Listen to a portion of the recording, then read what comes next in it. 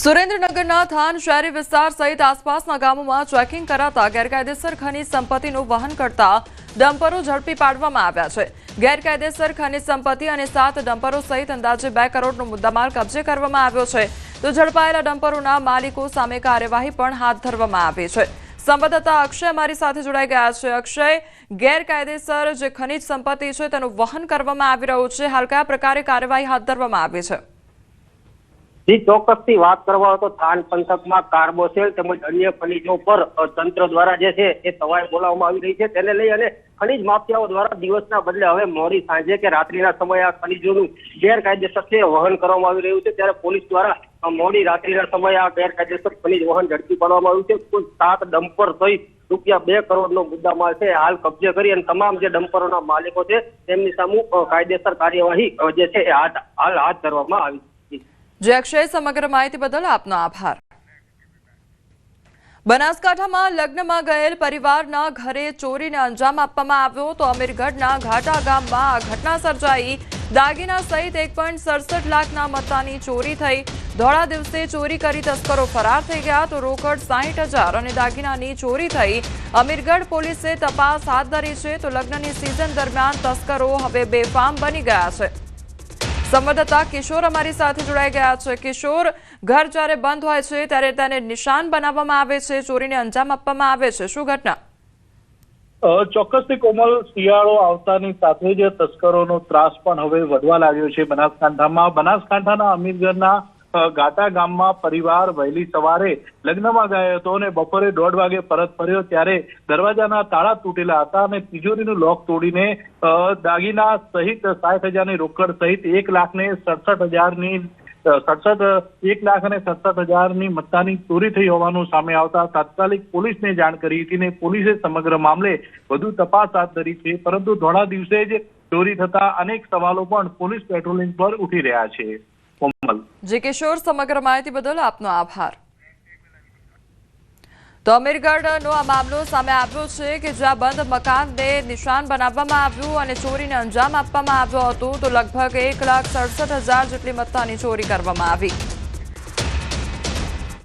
રાજ્ય સરકારની ચિંતન શિબિરનો બીજો દિવસ અને વલસાડમાં ત્રિદિવસીય ચિંતન શિબિરનો બીજો દિવસ છે ત્યારે આજે વહીવટી સુધારા સુશાસન પર વિશેષ સત્રો વલસાડના ધરમપુર ખાતે આવેલા શ્રીમદ રાજચંદ્ર આશ્રમમાં ગુજરાત સરકારની 12મી ચિંતન શિબિર યોજાઈ રહી છે, જેમાં મુખ્યમંત્રી, નાયબ મુખ્યમંત્રી સહિત સમગ્ર મંત્રીમંડળ અને ઉચ્ચ અધિકારીઓ ભાગ લઈ રહ્યા છે। આજે શિબિરના બીજા દિવસની શરૂઆત યોગાભ્યાસથી કરવામાં આવી હતી। વહેલી સવારે સામૂહિક યોગ અભ્યાસ કરવામાં આવ્યો હતો। આ ચિંતન શિબિર સામૂહિક ચિંતનથી સામૂહિક વિકાસ તરફની થીમ પર દિવસ દરમિયાન અનેક વિષયો પર સત્રોનું આયોજન કરવામાં આવશે।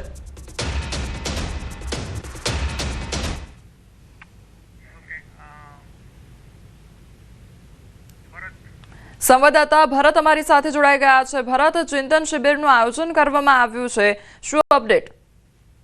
બિલકુલ, સરકારની 12મી ચિંતન શિબિર વલસાડના ધરમપુરના શ્રીમદ રાજચંદ્ર આશ્રમમાં યોજાઈ રહી છે। આજે ચિંતન શિબિરનો બીજો દિવસ છે। આ ચિંતન શિબિરની અંદર 3 દિવસ સુધી ચાલનારી આ ચિંતન શિબિરમાં રાજ્યના મુખ્યમંત્રી, ઉપમુખ્યમંત્રી સહિત સમગ્ર જે સરકારનું આખું મંત્રીમંડળ છે એની સાથે રાજ્યના તમામ સંધિ અધિકારીઓ 250થી વધુ સંધિ અધિકારીઓ પણ આ ચિંતન શિબિરમાં ઉપસ્થિત છે। આજે ચિંતન શિબિરના બીજા અધિકારીઓએ છે એ યોગાભ્યાસ કર્યો હતો। આમ સ્ટ્રેસ ઘટાડવા અને સાથે સાથે એકાગ્રતા વધારવા માટે યોગાનું વિશેષ મહત્વ માનવામાં આવે છે। આથી આ ચિંતન શિબિરમાં શ્વાસ પ્રત્યે પણ એને પણ વિશેષ ધ્યાન રાખવામાં આવી રહ્યું છે।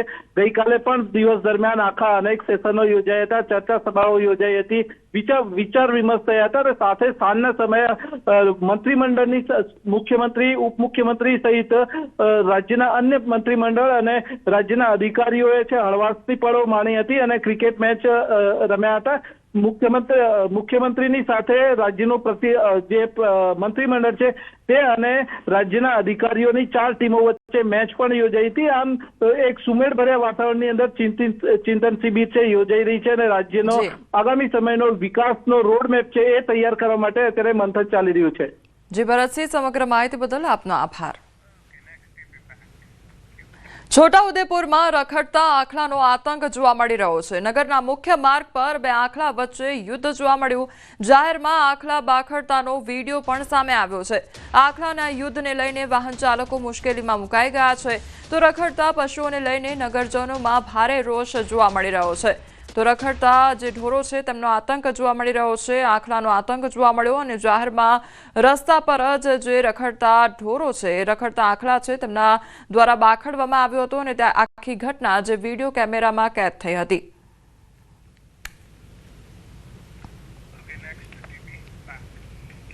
અમદાવાદમાં ગુનાહિત પ્રવૃત્તિને રોકવા પોલીસનો પ્રયાસ હાથ ધરવામાં આવી રહ્યો છે, ત્યારે હવે પોલીસના લોગો સાથેના ઓટો રિક્ષામાં સ્ટીકર લાગ્યા છે। સ્ટીકર પર પોલીસ સ્ટેશનનું નામ અને નંબર લગાવવામાં આવ્યા છે, તો નંબર પરથી રિક્ષાની પૂરી માહિતી મળી રહેશે। કોઈ ફરિયાદ હશે તો સરળતાથી માહિતી મળી જશે। ગેરકાયદેસર ચાલતી રિક્ષા પર પણ રોક લગાવવામાં આવશે। તો પોલીસનો પ્રયાસ સરાહનીય છે તેવું રિક્ષા યુનિયન દ્વારા કહેવામાં આવી રહ્યું છે। સ્ટીકર લગાવવા પૂરતી વ્યવસ્થા કરવા માંગ કરવામાં આવી, તો સ્ટીકર લગાવવા માટે પોલીસ સ્ટેશનમાં લાઈન લાગે છે અને સમય પણ બગડે છે તેવું કહેવામાં આવ્યું છે।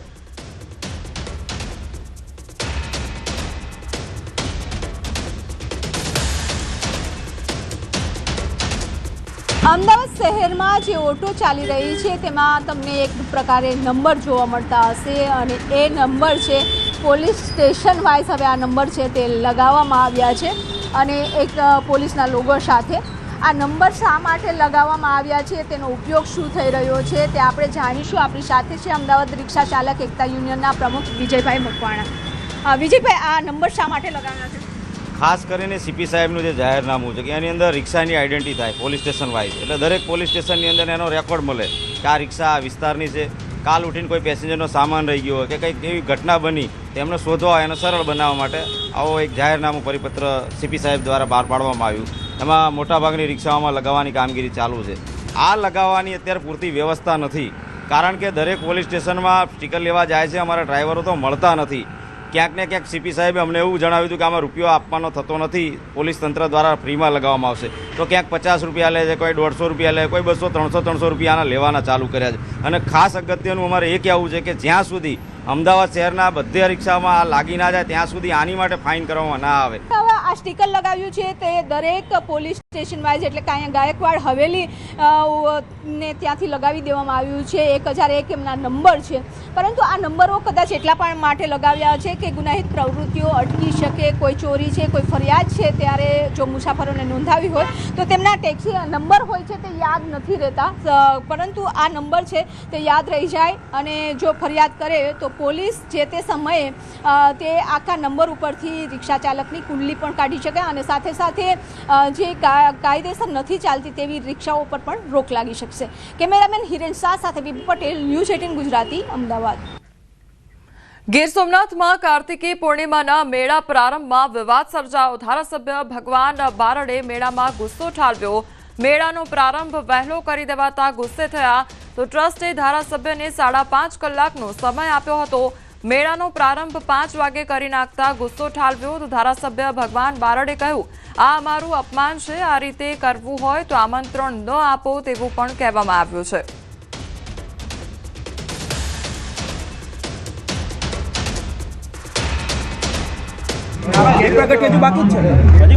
દીપ પ્રાગટ્યનો શોખ નથી, સમય મર્યાદાનો છે।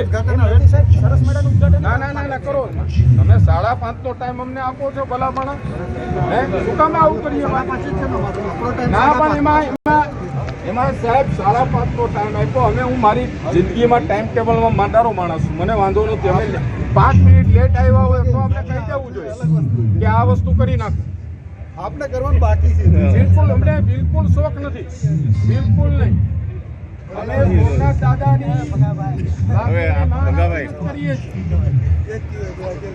ના બરાબર ના લાગે, અમારું અપમાન છે એટલે શું? તો જાહેરમાં ધારાસભ્ય ભગવાન બારડના ગુસ્સાને લઈ રેન્જ આઈજીએ ચાલતી પકડી હતી। બાદમાં ધારાસભ્ય ભગવાન બારડે પોતાની પ્રતિક્રિયા બદલી। આમંત્રણ આપવામાં કોઈ ક્ષતિ રહી ગઈ હોય તેમ કહ્યું, તો માણસથી ક્યારેક ભૂલ થતી જ હોય છે તેવી વાત પણ કરી। કોઈને કોઈ આમંત્રણ દેવામાં કઈ સત્ય રહી ગઈ હોય, કોઈ માણસની ક્યારેક ભૂલ પણ થતી હોય છે અને કદાચ સમજવા ફેરો તો સમયને હિસાબે કદાચ ને થોડું વહેલું થઈ ગયું હોય. તો સોમનાથ બાપાનું સાનિધ્ય છે, સોમનાથ બાપાની આ પવિત્ર ભૂમિ છે અને ધ્યાન દોરવું એ નૈતિક જવાબદારી છે અને ધ્યાન દોર્યું છે. બાકી એની અંદર આજે પણ એટલી જ અહીંયા લાગણી જોડાયેલી છે. સુરતના ધારાસભ્ય કુમાર કાનાણીના પત્રની અસર વર્તાઈ છે ત્યારે વરાછાથી સરથાણા ફ્લાયઓવર બ્રિજ નીચે ગેરકાયદેસર પ્રવૃત્તિની ફરિયાદ બાદ કાર્યવાહી કરવામાં આવી છે. મનપા અને પોલીસે સંયુક્ત કાર્યવાહી હાથ ધરી છે તો મોટા પ્રમાણમાં બ્રિજ નીચેના દબાણ દૂર કરવામાં આવ્યા. બ્રિજ નીચે ગેરકાયદેસર વસવાટ કરતા લોકોને હટાવવામાં આવ્યા છે. દબાણ ખાતા અને પોલીસ વિભાગ દ્વારા દબાણ દૂર કરવાની કાર્યવાહી હાથ ધરવામાં આવી છે. ધારાસભ્ય કુમાર કાનાણીએ મનપા કમિશનરને પત્ર લખ્યો હતો. બ્રિજ નીચે ગાંજા, અફીણ, ડ્રગ્સ, દારૂ અને જુગાર જેવી ગેરપ્રવૃત્તિની ફરિયાદ પણ કરી હતી તો લેખિતમાં ફરિયાદ કરી સમસ્યાનો ઉકેલ લાવવા માટે રજૂઆત કરવામાં આવી હતી.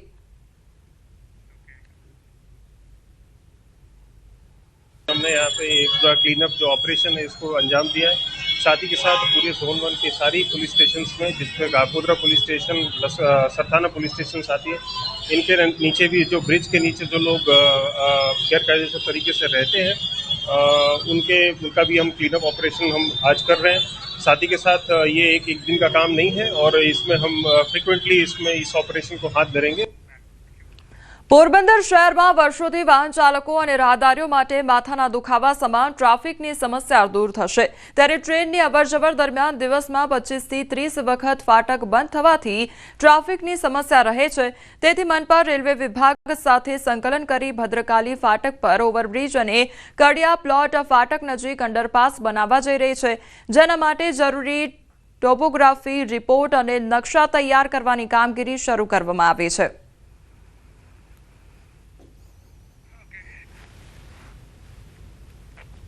રેલવેને ક્રોસ કરતું અંડરપાસ બનાવવા માટેનું આયોજન કરવામાં આવેલું છે. આ જે ત્રણેય જગ્યાએ જે 2 જગ્યાએ રેલવે બ્રિજ અને 1 જગ્યાએ જે રેલવે અંડરપાસ બનાવવાનો છે એના માટેના અગાઉ સર્વે થયેલા છે. હવે આખરી ડિઝાઇન તૈયાર કરવા માટે અને એના ટ્રાફિકના સ્ટડી કરવા માટેની એજન્સી દ્વારા કાર્યવાહી કરવામાં આવી છે. વડોદરા મહાનગરપાલિકાએ નાગરિકોની સુરક્ષાને ધ્યાને લઈ મહત્વનો નિર્ણય કર્યો છે. શહેરના મુખ્ય 4 બગીચાઓમાં પ્રવેશ માટે હવે રજિસ્ટરમાં ફરજિયાત એન્ટ્રી કરવી પડશે તો અસામાજિક પ્રવૃત્તિઓ પર લગામ લગાવવા મનપાએ આ નિર્ણય કર્યો છે, જેને ઘણા લોકો વખોડી રહ્યા છે તો ઘણા બિરદાવી પણ રહ્યા છે. આ લોકો શું કરશે કે હમણાં ધીરેથી નોંધણી કરાવશે, પછી 2-4 મહિના પછી કહેશે કે હવે એન્ટ્રી ફીના 5 રૂપિયા 10 રૂપિયા એમ કરીને એક જાતનો શહેરવાસીઓ પર જે મનોરંજન કરવા માટે આવે છે બાળકો અને શહેરના લોકો એમના ઉપર મામૂલી ટેક્સ નાખશે. નહીં અસામાજિક તત્વો માટે તો તમે આટલું મોટું તો સ્ટાફ રાખ્યો છે, પ્રજાના પૈસા આટલો મોટો સ્ટાફ રાખ્યો છે, બરોબર છે, અને સીસીટીવી કેમેરા આટલા બધા નાખ્યા છે તો અસામાજિક તત્વની તો વાત જ ના આવે. આ રજિસ્ટ્રેશન સારું છે, એ કરવું જ જોઈએ. મતલબ અમે પહેલાં જ્યારે આવતા હતા ત્યારે અહીંયા કેટલા બી નક્કામાં લોકો બેસી રહેતા હતા કે છેડછાડ કરે આમ તેમ, એટલે આ વસ્તુ સારું કર્યું છે કે રજિસ્ટ્રેશન કરીને જવું જોઈએ. હવે અમે મતલબ અહીંયા સ્ટડી માટે કે પછી પિકનિક માટે કે મારા ફેમિલી સાથે આવીએ તો અમે સારું મહેસૂસ કરીએ છીએ અહીંયા આવીને. આ નિર્ણયને અમે વખોડીએ છીએ કારણ કે આ ઐતિહાસિક બગીચો છે. ગાયકવાડ સાહેબે જનતા માટે ખુલ્લો મૂકેલો આ બગીચો છે, જનતા અવરજવર કરી રહી છે. પરંતુ હાલમાં આ જ કમાટી બાગમાં કમિશનર સાહેબની કેમ્પ ઓફિસર છે ત્યાંથી કંઈક ફાઇલ એક હતાપીની ગાયબ થઈ ગઈ છે, એના કારણે કદાચ આ નિર્ણય લીધો હોય તેવું લાગી રહ્યું છે. બીજું એમને એવું કહે છે કે અસામાજિક તત્વો અહીંયા આવી રહ્યા છે, તો આ કમાટી બાગમાં અસંખ્ય સીસીટીવી કેમેરા છે, સિક્યુરિટી ગાર્ડના અહીંયા ઢગલા છે, તો ક્યાંથી અસામાજિક તત્વો અને અસામાજિક તત્વો આવે તો પકડો, તમે સીસીટીવી કેમેરાથી પકડો. જો તમે વડોદરા શહેરના સયાજી બાગમાં મુલાકાત લેવાનો વિચાર કરી રહ્યા હોય તો હવે તમારે ફરજિયાત જે છે તે અહીંયા પોતાની નોંધણી કરાવવી પડશે અને સીધા દ્રશ્યો જે છે તે સયાજી બાગનો જે ગેટ નંબર 2 છે ત્યાંના બતાવવાનો પ્રયત્ન કરીશું કે અહીંયા વિશેષ સ્ટાફ જે છે તેની વ્યવસ્થા કરવામાં આવી છે. બહારથી જે કોઈ લોકો અહીંયા આવે છે, સહેલાણીઓ આવે છે, એ તમામ લોકોની નોંધણી જે છે તે અહીંયા કરવામાં આવી રહી છે. આ નોંધણી કરવા માત્ર એક જ ઉદ્દેશ્ય છે કે જે અસામાજિક તત્વોનો આતંક જે છે તે શહેરમાં દિવસે ને દિવસે વધી રહ્યો છે, એ આતંકને ટાળવા માટે આ નિર્ણય જે છે તે કોર્પોરેશન દ્વારા લેવામાં આવ્યો છે. મહત્ત્વની વાત છે છે કે જે સયાજી બાગ છે, કમાટી બાગ છે, ત્યાં લોકો પોતાના પરિવાર સાથે આવે છે, તો યુનિવર્સિટીના જે વિદ્યાર્થીઓ હોય છે તેઓ અભ્યાસ માટે પણ આવે છે, તો કેટલીક વખત અઘટિત ઘટનાઓ જે છે તે બનતી હોય છે. એટલે આ તમામ પ્રકારની ઘટનાઓ જે છે તેના પર નિયંત્રણ લાવવા માટે આ જે મુસાફરો છે, સહેલાણીઓ છે, તેમના માટે નોંધણી જે છે તે અહીંયા ફરજિયાત કરવામાં આવી છે. એટલે હવે જો તમે કમાટી બાગમાં આવશો તો તમારે અહીંયા ગેટ નંબર 2 પર નોંધણી કરવાની રહેશે અને ત્યારબાદ જ તમે આ જે બાગ છે તેમાં પ્રવેશ મેળવી શકશો. હાર્દિક દીક્ષિત, ન્યૂઝ 18 ગુજરાતી, વડોદરા. આ મહત્વનો નિર્ણય હવે રાજકીય રંગ પકડી રહ્યો છે. કોંગ્રેસના એક જૂથે કોર્પોરેશન કચેરીએ આવેદનપત્ર આપીને નિર્ણય પાછો ખેંચવાની માંગ કરી છે. તો કોંગ્રેસનું કહેવું છે કે રજિસ્ટરમાં એન્ટ્રી કરવાનો નિર્ણય નાગરિકોનું અપમાન છે, પરંતુ ડેપ્યુટી મ્યુનિસિપલ કમિશનરે સ્પષ્ટ જણાવ્યું છે કે આ નિર્ણય માત્ર નાગરિકોની સુરક્ષાને ધ્યાનમાં રાખીને લેવામાં આવ્યો છે અને આગામી સમયમાં શહેરના તમામ 135 બગીચાઓમાં આ વ્યવસ્થા લાગુ કરવાની વિચારણા ચાલી રહી છે. આવો તગલખી નિર્ણય લીધો, સૌથી શરમજનક બાત, અને વડોદરા શહેરના નાગરિકોનું અપમાન કર્યું છે. અમે અસામાજિક તત્વો છે. છેલ્લા 30 વર્ષથી મોર્નિંગ વોકમાં આવતા હોય કે બપોરે આનંદપ્રદ માટે આવતા હોય તો સૌ પ્રથમ એમાં નિષ્ફળ ગયેલા એમના અધિકારી, સિક્યુરિટી ઓફિસર મંગેશ જયસ્વાલને તાત્કાલિક હોદ્દા પરથી દૂર કરો અને આ ફતવો તાત્કાલિક ખેંચો, કારણ કે वडोदरा માટે શરમજનક અને સંસ્કારી નગરી માટે અમને બદનામ અને અમારું આ અપમાન છે. कमाटी बाग और उसके आसपास में रजिस्टर की गई थी. कॉरपोरेशन की तरफ से ये निर्णय लिया गया था कि जो व्यक्ति सवेरे बाग में या खरीदी दिन में बाग में प्रवेश करते हैं तो वो रजिस्ट्रेशन करें, ताकि हमारे पास में वो डेटाबेस बने और असामाजिक और जो आपराधिक गतिविधियां हैं उनको नियंत्रण किया जा सके. सबसे बड़े हमारे जो गार्डन है, सयाजी बाग है, कोतरी गार्डन है, अकोटा गार्डन, सरदार बाग है, वहाँ पे अभी हमने ये शुरू किया है ताकि किसी भी प्रकार की असामाजिक गतिविधि